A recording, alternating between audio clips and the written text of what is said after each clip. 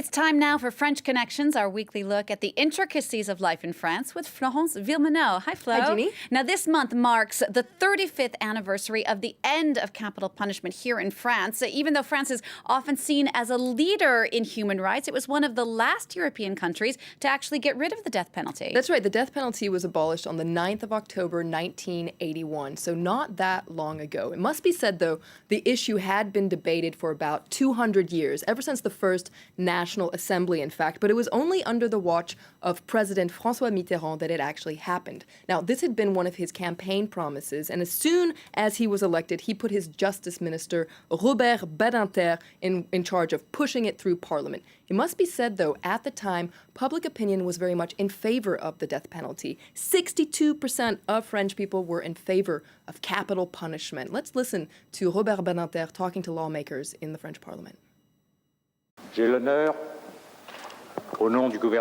I had the honor in the name of the government of the Republic to ask the National Assembly to abolish capital punishment in France.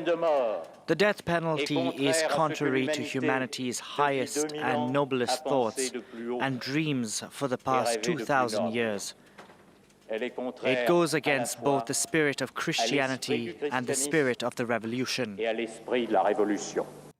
Now, the last time somebody was actually executed in France was almost 40 years ago in 1977. It was a man accused of torturing and murdering a young woman who was executed, believe it or not, by guillotine, which was the standard method of execution from the Revolution up until the end of capital punishment in France. That's right, la guillotine, our word du jour. It very much is an object of fascination in France and abroad. Now, there have been so many nicknames for the head-chopping machine over the years, including la veuve, the widow, le rasoir national, the national razor, or even la bécane, the machine, but it's commonly known as la guillotine. Why the name guillotine? Well, it was actually named after a French physician named Joseph Ignace Guillotin. Now, he wasn't the inventor of the guillotine. That was actually another Frenchman named Antoine Louis and a German engineer named Tobias Schmidt, but they've actually been kind of forgotten from history. We remember Guillotin because he was the staunchest defender of the guillotine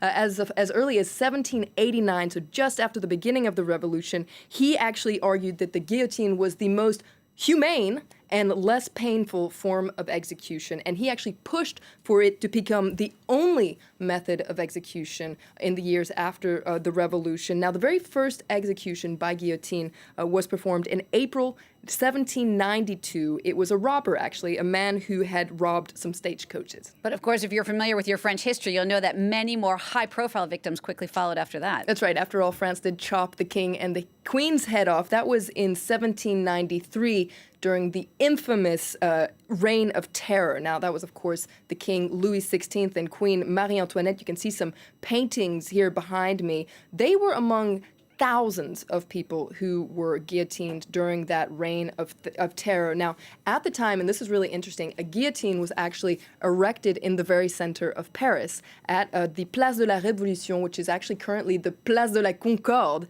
Now, executions at the time were a very popular form of entertainment that attracted large crowds of people. And there were actually people who even sold programs with, the events of the day. Must be said, things have changed a lot since then, and these days, the idea of the guillotine sends chills down people's backs. It's a relic of our dark history. It's the way people were executed. It's impressive to see one up close. You don't see a guillotine every day. Now, a lot has changed since the days of the Revolution, with the end of capital punishment actually being written now in the French Constitution. That's right. That was in 2007. The upper and lower houses of Parliament approved a measure that was put forward by the president at the time, Jacques Chirac. Now, he wanted to include a new article in the Constitution which says that nobody can be sentenced to the death penalty. Essentially, it became irreversible. Let's listen to the Prime Minister at the time, Dominique de Villepin. Let us not forget the courage that was necessary in 1981 for Robert Badinter, François Mitterrand, and all those who supported them, both on the left and on the right, to vote the law that abolished the death penalty. Now, it's not just the French Constitution that keeps the death penalty in check. France has signed several charters and treaties that do the same. For instance, there's the UN Protocol, there's the Lisbon Treaty, and there's the EU Charter of Fundamental Human Rights. In fact, the EU holds such a strong position against the death penalty. It's now a prerequisite for any country who wants to join the EU. That's right. Now, what's the situation elsewhere in the world? That's a really big question. Now, a large majority of countries, nearly 2/3, have either abolished or discontinued the practice. You can see this map here. Must be said, though, nearly 60 countries continue to use capital punishment for ordinary crimes. Now, it was a very interesting recent report by Amnesty International that says that 95% of executions occur in just 5 countries. You have China, Saudi Arabia, Iran, Pakistan, and the U.S. Now, earlier, on October 10th, in fact, it was the 14th World Day Against the Death Penalty, a day when a lot of countries try to raise awareness about capital punishment.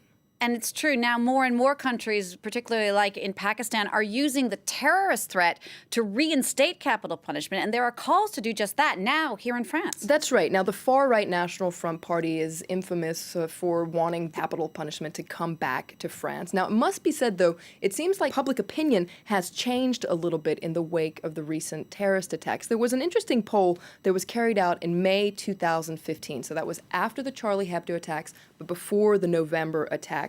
52% of French people, so a majority of French people in this poll across the political spectrum, wanted capital punishment to come back to France. Analysts say that this is proof that the debate on death penalty and capital punishment is far from over, and still a lot of work needs to be done to ensure that Badinter and Mitterrand's legacy continues to live on.